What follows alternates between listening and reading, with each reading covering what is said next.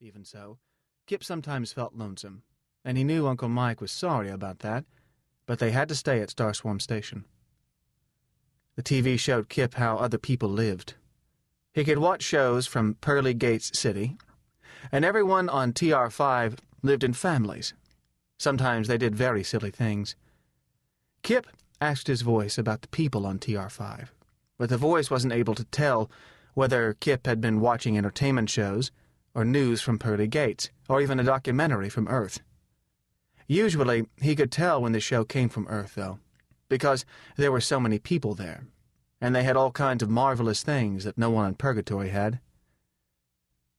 For a long time, Kip thought his voice was God, because the voice always spoke in stern, unemotional tones like Brother Joseph reading the lesson, and it used words Kip didn't understand.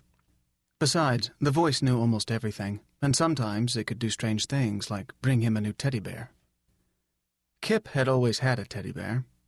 He thought he could remember when Mommy gave him Teddy, and it was one of the few memories of Mommy that he had. Teddy went everywhere with Kip. He was hugged and crushed at night, and dragged into the dirt all day. Once, one of Mucky's new puppies got Teddy and chewed him. Mucky snapped at the puppy and growled at him a long time, and she whined because she was sorry until Kip told her it was all right and scratched her ears. Teddy had been a wreck, but Uncle Mike had fixed him. Over the years, Uncle Mike changed Teddy's stuffing and patched him until he wasn't recognizable. But still, he was Teddy. Finally, though, Kip dropped Teddy into the wrong hole, and a fire brighter took him.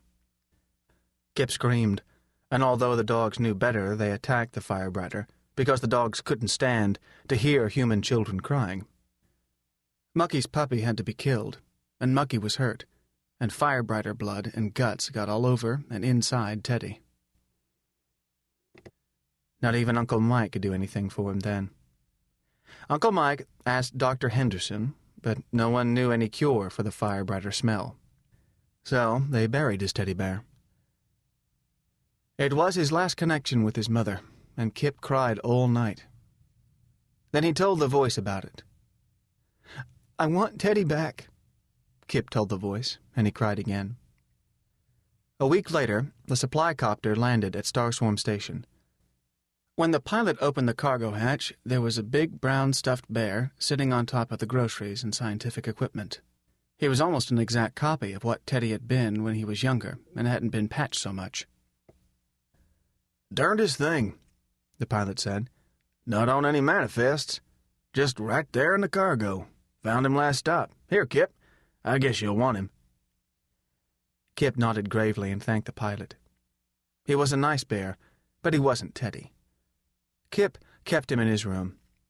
The new bear was never crushed at night, or rolled through the dirt, or even chewed by Mucky's puppies. It was a very proper bear, and he had his place in the corner by the big red and white toy box, and Kip liked him very much, but he didn't love him, because he didn't come from Mommy.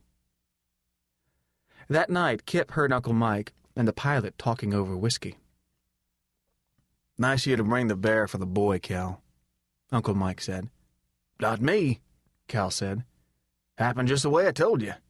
Opened the compartment for final check before we took off, and there it was. No manifest, no papers, nothing. So I remembered your lad and decided to bring it along, but it weren't none of my doing.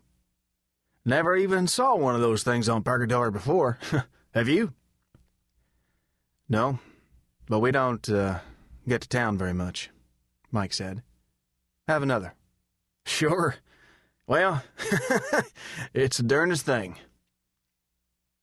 So that was how Kip knew his voice had brought the bear to Starswarm, and why he thought it was God.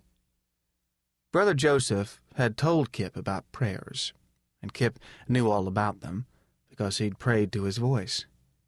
After supper that night, he told the voice that he knew it was God. The voice was very astonished by this theory. Kip knew, because the voice told him so. It had to, because it didn't have any expression. "I am astonished. I have told you my name is Gwen," the voice said. Kip was sitting quietly in the front room, with Uncle Mike dozing in the big easy chair.